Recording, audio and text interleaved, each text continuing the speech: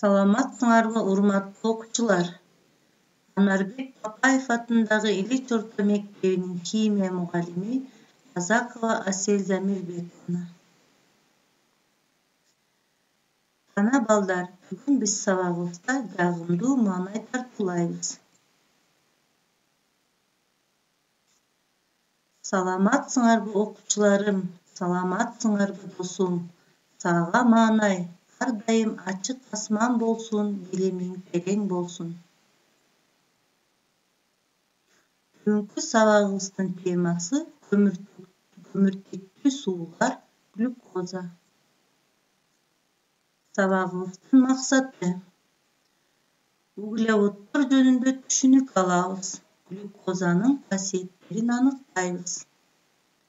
Глюкозанын химиялык формулаларын жана реакцияларын түзүп аныктоо менен алган билимдерибизди өнүктүрөбүз. Глюкозанын адамдын тиричилигинде колдонуу зарылдыгын билебиз.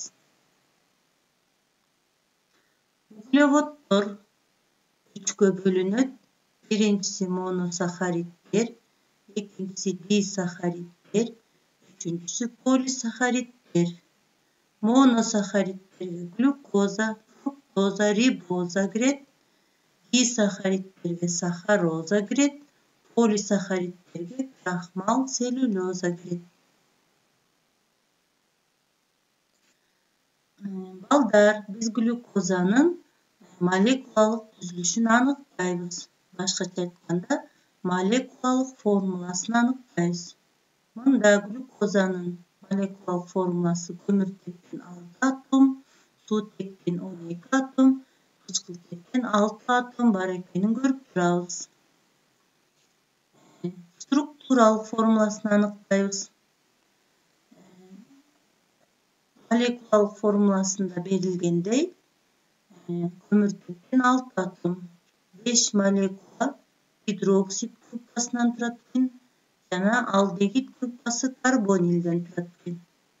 Структуралык формулада көрүнгөндөй, глюкоза бир эле убакта көп атомдуу спирт, OH гидроксидтен жана карбонил алдегид группасы менен байланышкан. Башкача айтканда, алдегид спирт болуп саналат. Глюкозанын альфа-глюкоза жана бета-глюкоза деген циклдык түзүлүштөгү молекулалары берилген. Глюкозанын альфа формасы көмүртектин биринчи жана экинчи атомдорунда гидроксид токтору молекулалардын шакектесинин бир жагында жайгашкан. Ал эми бета формасы гидроксил токтору ар башка тарабында жайгашат. Глюкоза табигатта кездешүүсү. Глюкоза эркин түрүндө жашыл өсүмдүктөрдүн бардык органдарында болот. Өзгөчө мөмө жемиштердин бардыгында, түзүмдө өтө көп кездешет. Глюкоза адамдын организминде, булчуңдарында, кандарында жана клеткалардын бардыгында анча мынча өлчөмдө болушат. Глюкоза дагы табигатта фотосинтез процессинин негизинде пайда болот.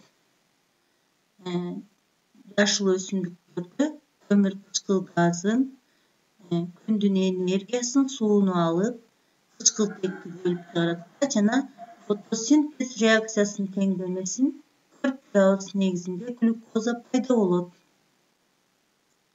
6 молекула көмүр кычкыл газы, 6 молекула суу кошулуп глюкозаны жана кычкылтекти пайда кылат.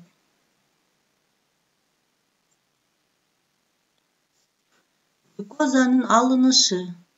Глюкоза лабораторияда алынат жана өндүрүштө алынат. Лабораторияда формалдегидке кальцийдин гидроксидин катыштырып глюкозаны алабыз. Өндүрүштө крахмалды гидролиздөө жолу менен кислотасын катыштырып глюкозаны алабыз. Физикалык касиети. Глюкоза сууда жакшы эриген, даамы таттуу, түзсүз, кристалдык зат. Химиялык касиети. Глюкозанын өзгөчө касиети бул глюкоза ачууга жөндөмдүү болушат. Орусча брожение деп коебуз. Биринчи реакциясы бул глюкозаны ачытса спирт пайда болот. Экинчиси сүттөрдүн ачышы, сүт кислотасы пайда болот. Майдын ачышы, май кислотасы пайда болот. Жана көмүр кычкыл газы сутек бөлүнүп чыгат. Экинчи реакциябызды карасак, бул сапаттык реакция экен. Күмүштүн оксидинин аммиакта эришиндеги глюкозанын кошулушу. Мында чөкмө түрүндө күмүш бөлүнүп чыгат. Жана карбон кислоталары пайда болот. Муну күмүш күзгү реакциясы дейбиз. Глюкозанын колдонулушу. Глюкоза бул организмге энергия берүүчү катары колдонулат экен. Медицинада колдонулат. Дем көчтөрүүчү дары катары колдонулат экен. Кондитер иштеринде мармеладдарды, карамелдерди даярдоодо колдонулат. Ачытуу процесстеринде колдонулат. Мисалы, помидорду бадыраңды ачытууда, сүттү ачытууда колдонулат.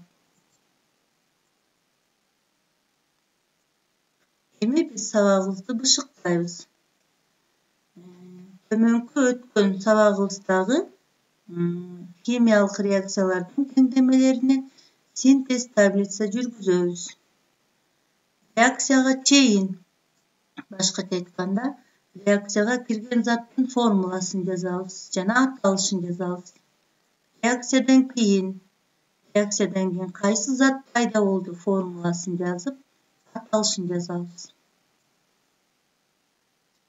Сабагыбызды жыйынтыктайбыз. Биз глюкозадан эмнени билдик? Глюкозанын түзүлүшүн билдик, касиеттерин, алынышын, табигатта кездешүүсүн, колдонулушун биз билдик. Үйгө тапшырма. Глюкозаны окуп келебиз. Глюкозанын формуласынын моделин түзүп келебиз.